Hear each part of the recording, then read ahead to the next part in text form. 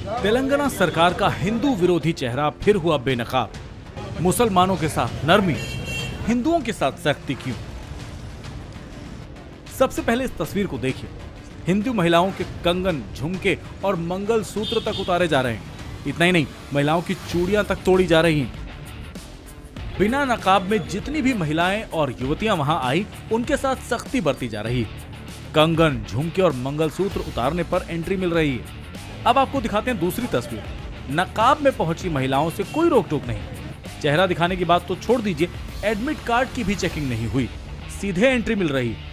मामला तेलंगाना के आदिलाबाद के विद्यार्थी जूनियर एंड डिग्री कॉलेज का है। एग्जामिनेशन सेंटर में प्रवेश के लिए हिंदू महिलाओं से मंगलसूत्र उतारने के लिए कहा गया, जबकि मुस्लिम महिलाओं का बुर्का पहनकर परीक्षा केंद्र में जाने की अनुमति मिल गई। बीजेपी नेता प्रीति गांधी ने ये वीडियो शेयर करते हुए सवाल किया कि परीक्षा केंद्र में बुर्के की अनुमति है, लेकिन झुमके, चूड़ियां और पायल को हटवाया जा रहा है। तेलंगाना के आदिलाबाद से एक नया मामला सामने आया है, जिसमें एक एग्जाम सेंटर में हिंदू महिला को परीक्षा देने के लिए रोका गया क्योंकि वो मंगलसूत्र पहनी थी, जबकि मुस्लिम महिला बुर्का पहनी थी, उसे जाने की अनुमति दी गई। और इस विषय पर हमारे साथ बात करने के लिए मौजूद है विश्व हिंदू परिषद के राष्ट्रीय प्रवक्ता विनोद बंसल। सर, तेलंगाना में एग्जाम सेंटर था, उसमें देखा गया कि हिंदू महिला थी, मंगलसूत्र पहनी थी, चूड़ी उतरवाने के लिए कहा गया, उससे बिच्छू उतरवाने के लिए, पायल उतरवाने के लिए कहा गया और कहा कि अगर आप इसने मंगलसूत्र पहना तो आप यहाँ पर एग्जाम नहीं दे पाएंगी और अनुमति नहीं है। तो वहीं दूसरी तरफ बुर्का पहनी मुस्लिम महिलाओं को अनुमति दे दी गई, उनसे कोई भी सवाल नहीं किया गया और प्रशासन ने भी उन्हें रोकने की कोशिश नहीं की। बिल्कुल, ये सिर्फ एक सेंटर पर नहीं, कई सेंटरों पर हुआ है। मैंने वहाँ की रिपोर्ट मंगाई है पूरी, और उसमें मैंने कल ही ट्वीट करके ये कहा था कि आखिरकार ये हिंदू फोबिया का असर है या मुस्लिम तुष्टीकरण की नीति का हद है, ये सरकार को बताना पड़ेगा। आखिरकार कौन से नियम के तहत, कौन से कानून के तहत, कौन से मापदंड के तहत हिंदू मानबिंदु और हिंदुओं के प्रतीक चिन्हों को उतरवाने की कोशिश की जा रही है। ये कोई एग्जामिनेशन का कोई रूल नहीं है और न ही कोई एग्जामिनेशन को ठीक से कंडक्ट करने का कोई इंटेंशन इन लोगों का है। आप देखिए कि जो पूरी तरह से कवर्ड महिला थी, जो बुर्के में थी, उसको बड़े आराम से जाने दिया जा रहा है, उसकी तो चेकिंग तक नहीं कर रहे आप। और आपको लग रहा है कि कुंडल में से, बाली में से, पायल में से और कड़े में से या चूड़ियों में से नकल का सामान ले जाएंगे। इनकी बुद्धि पर भी तरस आता है।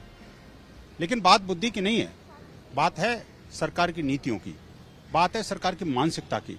जिस तरह से लगातार हिंदू द्रोही चेहरा सरकार का सामने आ रहा है, जिस प्रकार से उन्होंने मुल्ले मौलवियों की तनख्वाह बढ़ाई है, जिस तरह से जो धर्मांतरण की गतिविधियां राज्य के अंदर बेतहाशा बढ़ी हैं, और जब से ये जो भड़काऊ भाईजान की जो का वर्चस्व सरकार के अंदर बढ़ा है, तब से लेकर के हिंदुओं का वहां पर जीना दूभर हो गया है। आपको याद होगा पिछले दिनों जो सरतन से जुदा के नारे लगे थे, बड़े आम नारे लगे थे और हिंसा की बड़ा नंगा तांडव हुआ था, लेकिन उनके विरुद्ध कोई कार्रवाई नहीं हुई।